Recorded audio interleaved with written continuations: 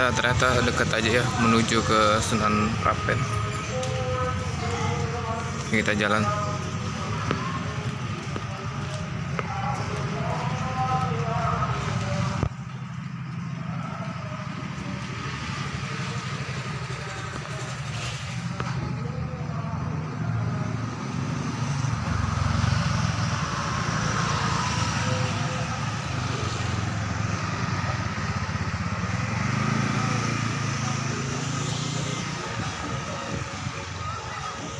Kirain jauh untuk ke arah Sunan Prapen, ternyata deket aja.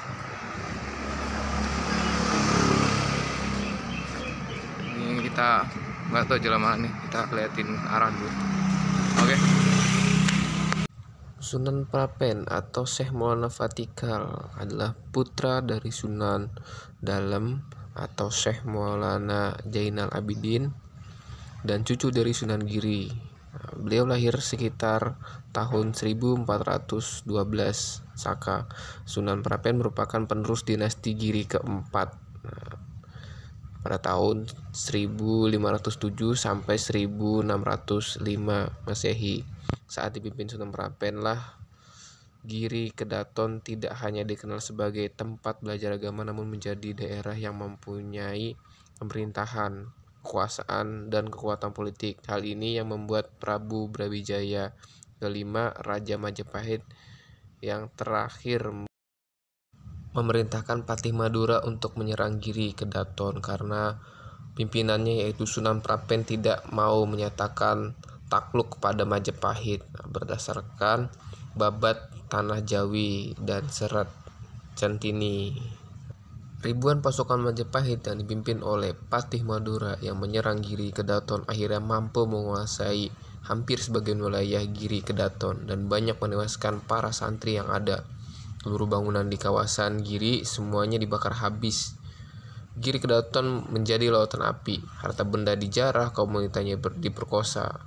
Dan Sunan Prapen serta pengikutnya lalu mundur ke makam Sunan Giri. Kemudian di kompleks makam tersebut Sunan Prapen berdoa kepada Allah Subhanahu wa Ta'ala.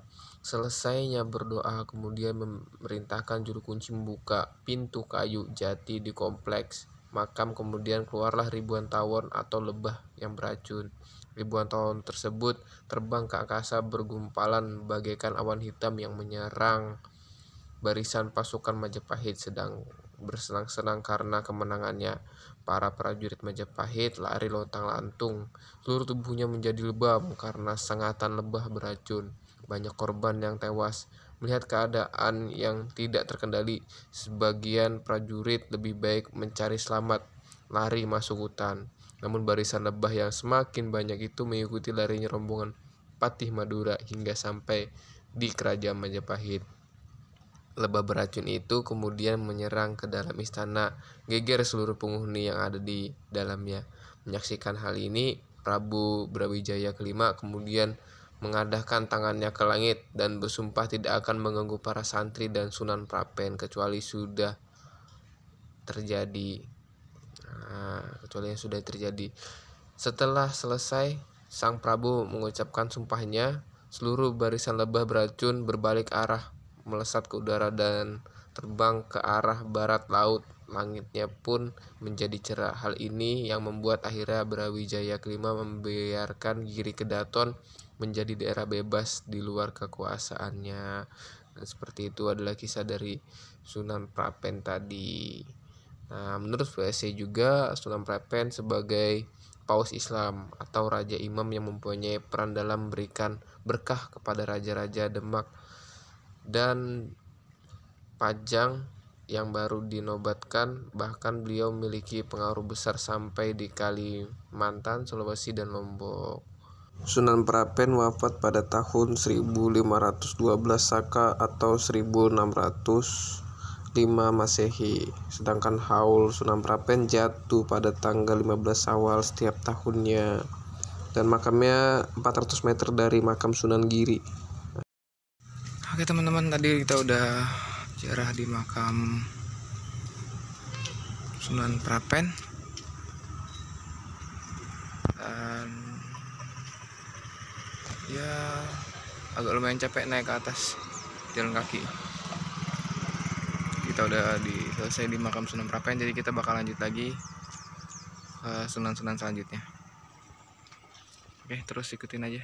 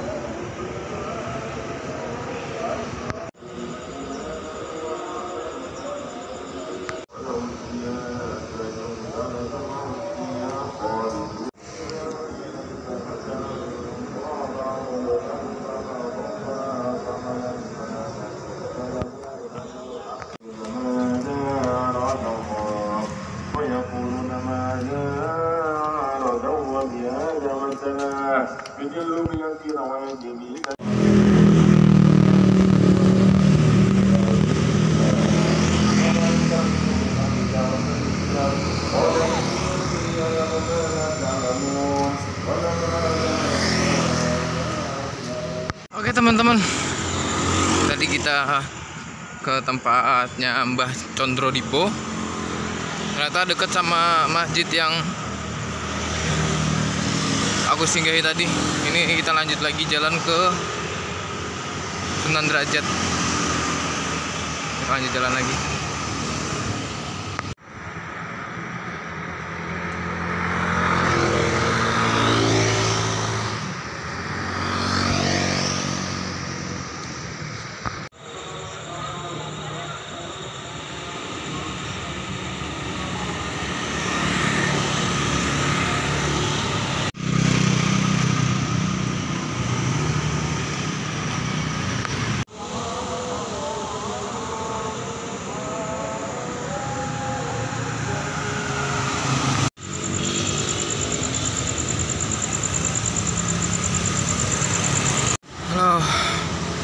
Kita kehilangan kupluk kita ya teman-teman ya. Tadi ada padahal di kantong, pas tiba-tiba udah nggak ada lagi, jatuh kayaknya. Ini kita masih lumayan jauh soalnya kalau menuju ke Sunan Derajat. Ini kita jalan lagi nih.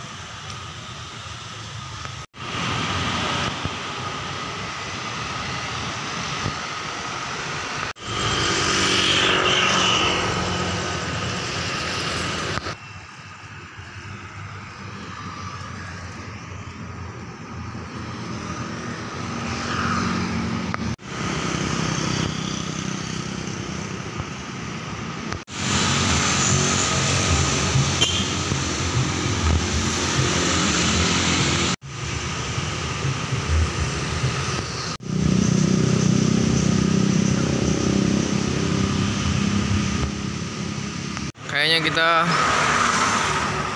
cari buat sahur dulu deh teman-teman.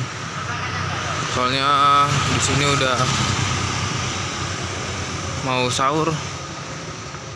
Jadi kita cari nasi dulu buat sahur.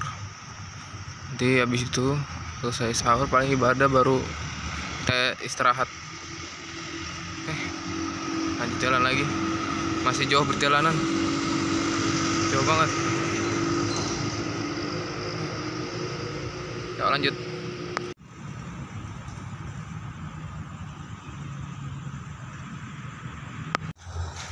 Aduh teman-teman, udah kita beli makanan tadi. Padahal tadi mintanya pengen beli nasi doang, tapi malah dikasih abangnya sama lauk-lauknya. Aduh, nggak enak jadinya. Ya semoga abangnya bisa dimurahkan rezekinya, dilancarkan urusannya, dan bisa selamat dunia akhirat lah. Semoga kebaikan abangnya dibalas sebanding bahkan lebih kalau bisa sama yang di atas. Makasih banyak bang, dan berkah. Lanjut jalan lagi, kita cari tempat buat sahur dulu. Ini kita mau sahur dulu, habis sahur nanti cari musola ataupun masjid buat ibadah bentar, baru nanti istirahat. Oke. Ini aku mau sahur dulu teman-teman. Kasih aja deh. Oke, ciao.